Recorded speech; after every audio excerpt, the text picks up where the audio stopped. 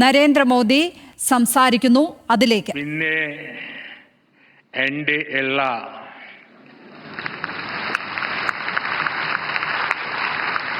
പ്രിയപ്പെട്ട മലയാളി സഹോദരി സഹോദരന്മാർക്ക് എൻ്റെ വിനീതമായ നമസ്കാരം.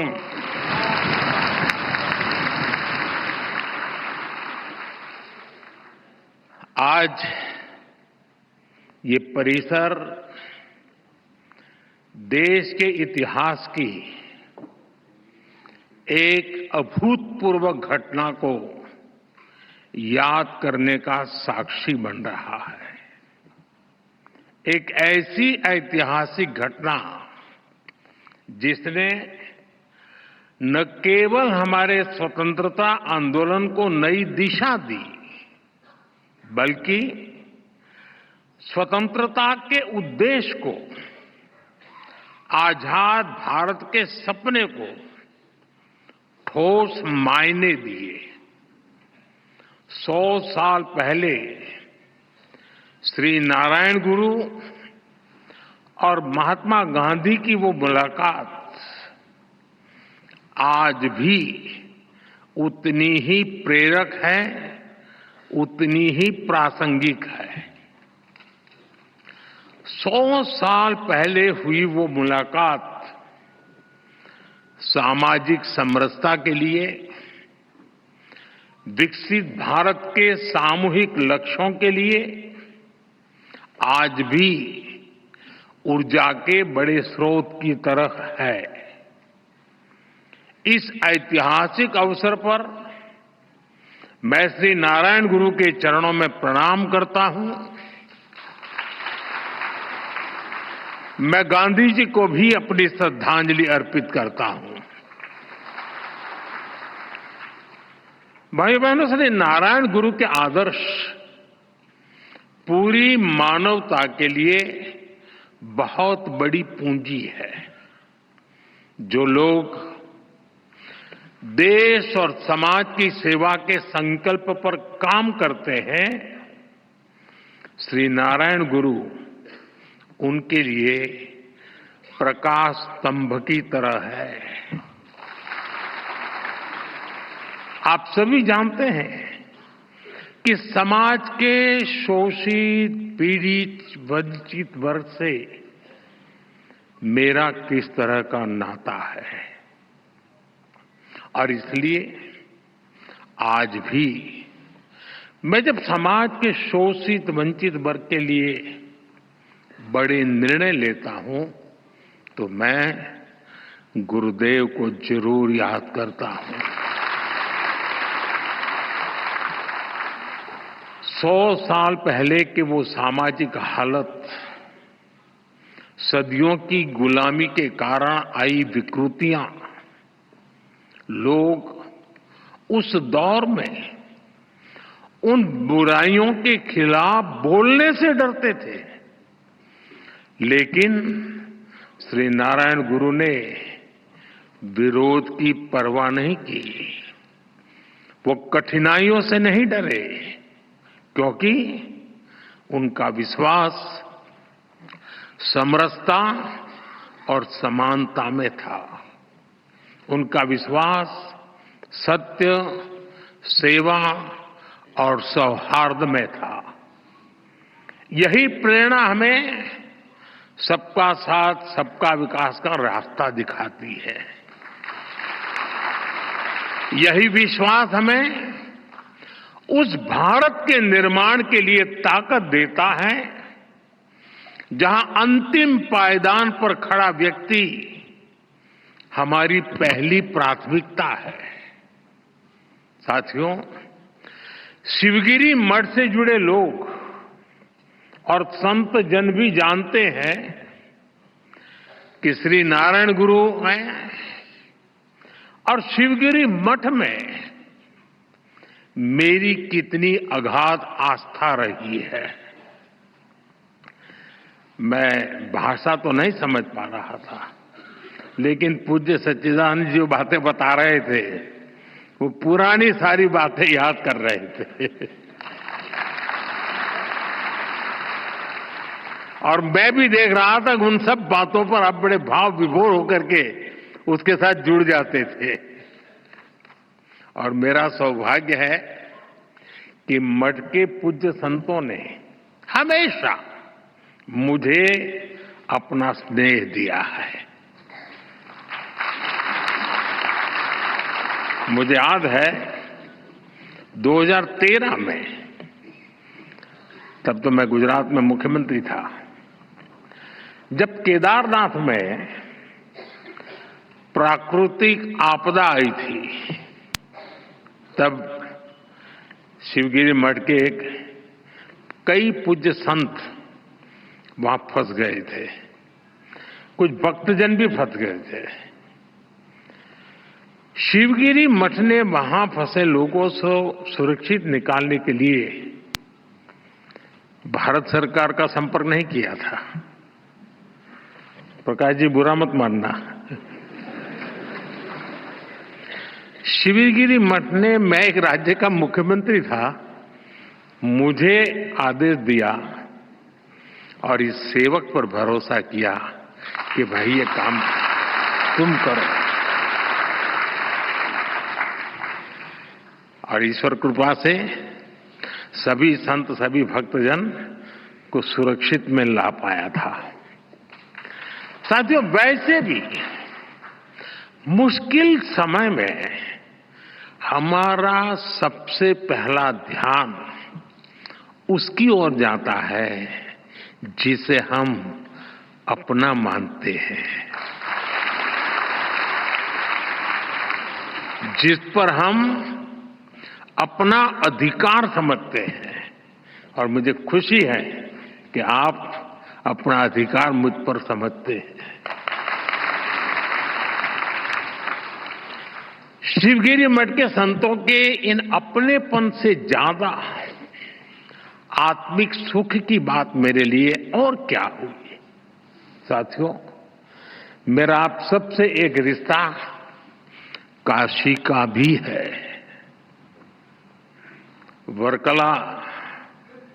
वर्कला को सदियों से दक्षिण की काशी भी कहा जाता है। और काशी चाहे उत्तर की हो या दक्षिण की, मेरे लिए हर काशी मेरी काशी ही है। साथियों, मुझे भारत की आध्यात्मिक परंपरा, ऋषियों मुनियों की विरासत, उसे करीब से जानने और जीने का सौभाग्य मिला है। भारत की ये विशेषता है कि हमारा देश जब भी मुश्किलों के भंवर में फंसता है, कोई न कोई महान विभूति देश के किसी कोने में जन्म लेकर समाज को नई दिशा दिखाती है। कोई समाज के आध्यात्मिक उत्थान के लिए काम करता है, कोई सामाजिक क्षेत्र में समाज सुधारों को गति देता है। श्री नारायण गुरु ऐसे ही महान संत थे। निवृत्ति पंचकम और आत्मोपदेश शतकम जैसी उनकी रचनाएं ये अद्वैत और अध्यात्म के किसी भी स्टूडेंट के लिए गाइड की तरह हैं। साथियों, योग और वेदांत, साधना और मुक्ति नारायण गुरु के मुख्य विषय थे। लेकिन वो जानते थे कि कुरीतियों में फंसे समाज का आध्यात्मिक उत्थान उसके सामाजिक उत्थान से ही संभव होगा। इसलिए उन्होंने अध्यात्म को समाज सुधार और समाज कल्याण का एक माध्यम बनाया। और श्री नारायण गुरु के ऐसे प्रयासों से गांधी जी ने भी प्रेरणा पाई। उनसे मार्गदर्शन लिया। गुरुदेव रविन्द्रनाथ टैगोर जैसे विद्वानों को भी श्री नारायण गुरु से चर्चा का लाभ मिला। साथियों, एक बार किसी ने श्री नारायण गुरु की आत्मोपदेश शतकम रमण महर्षि जी को सुनाई थी।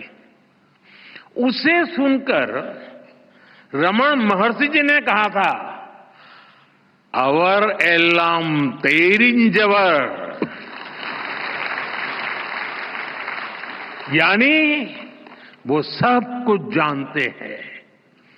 और उस दौर में जब विदेशी विचारों के प्रभाव में भारत की सभ्यता, संस्कृति और दर्शन को नीचा दिखाने के षड्यंत्र हो रहे थे, श्री नारायण गुरु ने हमें ये एहसास कराया कि कमी हमारी मूल परंपरा में नहीं है।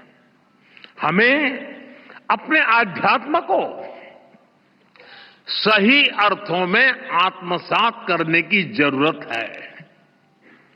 हम नर में श्री नारायण को, जीव में शिव को देखने वाले लोग हैं। हम द्वैत में अद्वैत को देखते हैं। हम भेद में भी अभेद देखते हैं। हम विविधता में भी एकता देखते हैं। साथियों, आप सभी जानते हैं, श्री नारायण गुरु का मंत्र था, ओरु जाति, ओरु मतम, ओरु देवम, मनुष्यनु।